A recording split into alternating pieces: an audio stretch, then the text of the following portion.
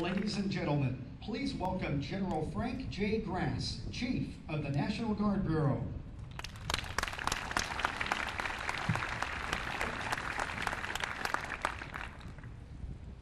Governor Kulongoski, thank you so much, sir, for being here today. And also thank you for allowing General Rees to serve with us at the national level. I know that was a decision that had to be made and allow him to leave Oregon and come work with us. And he has done just fabulous throughout his career. General Gregg, thank you so much for hosting me yesterday. I had a wonderful time with the Air Guard out of Oregon. I know that it is strong in good hands, and General Rees, you'll be very proud of what I saw yesterday, and I'm sure what I'll see at Camp Riley tomorrow.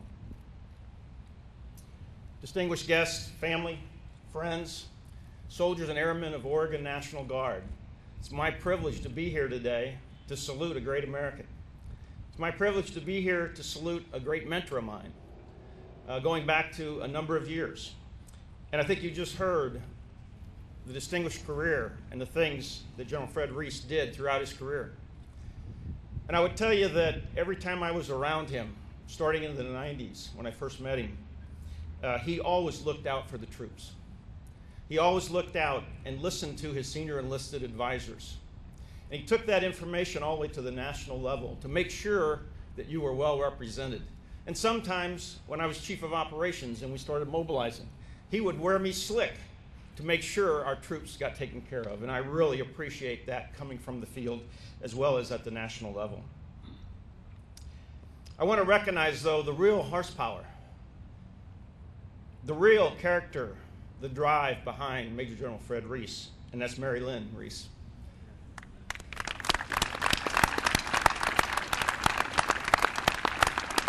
Mary Lynn, Pat joins me in thanking you for your sacrifice, for allowing Fred to take the family to many, many places around the map, to head off to many foreign lands, not knowing when he might get home, and then to serve at the national level and pick up your home and move.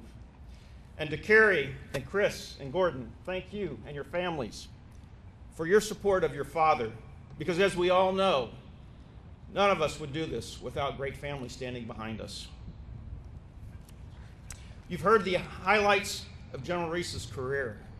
West Point class of '66, the first general officer of West Point class of '66.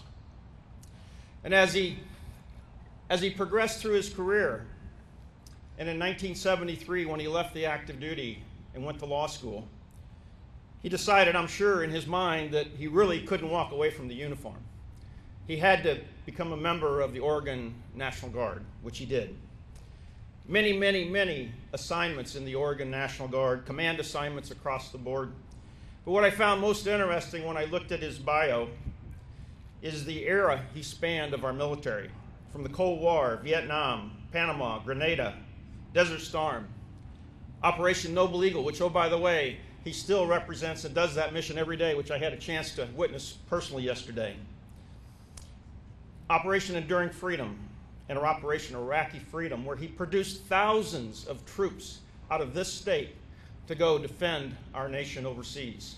And I want to thank everyone in this audience today, especially those out here in front of us in uniform. I thank your family and your employers for staying with us for multiple deployments.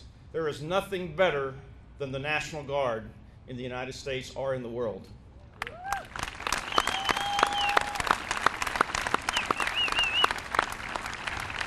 I wanted to take a moment and recognize General Rees's service at the national level, where I had the distinct honor and privilege, and many in the audience today, especially the Adjutants General and the former Adjutants General and some of the other 1 and 2 stars in the audience here today that received mentorship at the federal level, at the national level from General Rees.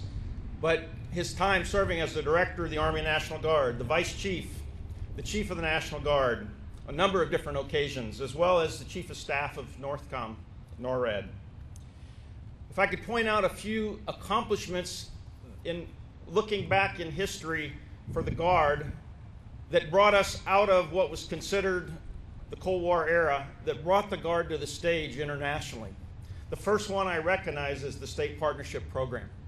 And General Rees was one of the godfathers, and there's other godfathers and godmothers of the state partnership program in the audience today. But when we were originally starting that program, he was one of the individuals that helped get it up and running and keep it running even to the most recent partnership in the National Guard today, which is the partnership between Vietnam and Oregon. What a historical event, as well as the partnership with Bangladesh. 65 state partnerships, and Fred, I thank you for your support all along the way. I know it wasn't easy sometimes. The Youth Challenge Program, 29 states right now have Youth Challenge programs. Working with at-risk youth, trying to help at-risk youth make a better life for themselves. And thousands across the nation have been helped through that program. And General Rees was a key part of establishing that and keeping it going.